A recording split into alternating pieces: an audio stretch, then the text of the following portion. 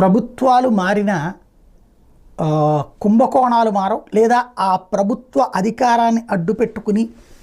సంపాదించుకోవడం మానరు అనడానికి సజీవ సాక్ష్యం. ఇదివరకు అమరావతి ప్రాంతంలో రైతుల దగ్గర నుంచి, దళిత రైతుల నుంచి లేదా అసైన్ రైతుల నుంచి